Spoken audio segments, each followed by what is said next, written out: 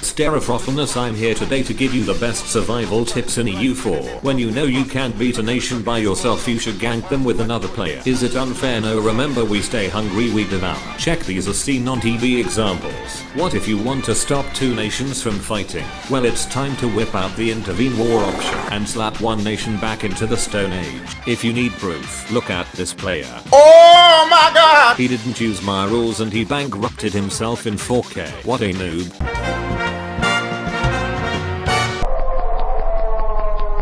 These tips are just part of my introductory course for my EU4 survival tips, but I couldn't help brave the open ocean of the Paradox fan base without the sponsor of today's video. Raid Shadow Legends, the epic mobile game with over 600 champions, global PvP and PvE boss battles, including one boss, Molek Kavar, one of my personal favorites, who will clearly be showing off his height diff to your party every time you fight him. He even talks to giant eyeballs. What friendly fellow. What I like about the game is the aesthetics that come with every champion. It's a good looking game that sucks you into the world with its beautiful characters and environments. Best of all, it's constantly updated with new events and tournaments every day. Raid's got a ton happening this month, with a fresh rotation of the brutal Hydra boss, and a ton of events and tournaments every single day, including some special Valentine's Day events where you can get your hands on a brand new legendary champion. Right now is the best time to get started playing Raid, and if you click my link in the description or scan the QR code on screen, you can get some bonuses. An epic champion who's a dashing little elf known as Vergis, 200k silver,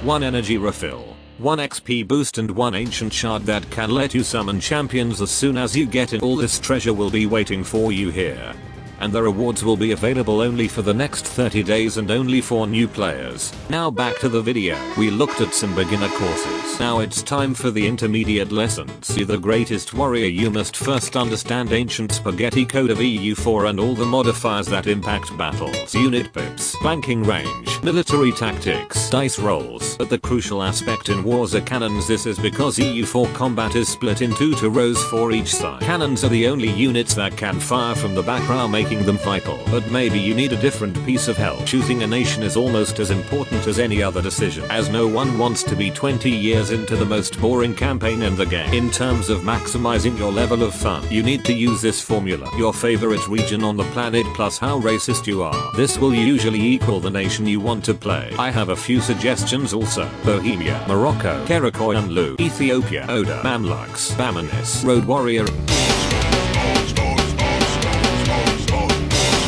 Arguably, choosing your nation matters most in multiplayer games, where some countries are just straight up better than you, and on speed too. You better get awfully comfortable with your choice. Multiplayer is one of the best ways to play the game. You may disagree with me. After all, not everyone is mentally ill enough for speed to gaming, but without pausing the game and the abilities to use people skills to win, avoid wars, it really feels like a real-time strategy game. The hardest challenge would be managing the notifications molesting my eyes during wars. Also, mentally prepare your body for lobby simulator. You're gonna need it. Now what about what not to play? This is gonna be controversial. So first of all, any nation in the HRE. I've always hated this area. Dealing with AE in the Empire is one of the biggest reasons why I play nation. It'll also say the Americas for the opposite reason. There's almost never a time to worry about AE with the sparsity of content between the 2 continents. Let's cap off this video with an advanced piece of advice for you map enjoyers. Between the tall vs wide debaters, everyone knows the truth of EU4. It all leads to blobbing, but you can stave off the eventually consumption of every culture on the planet with mods. Yes, mods is one of the greatest things about EU4, whether it be passively improving your average game, even transporting you into an alternate timeline or universe. I would suggest, much like an STD, to collect as many mods as possible and try them out, even at the same time. Why not? The world is your oyster. Until next time, my femboys.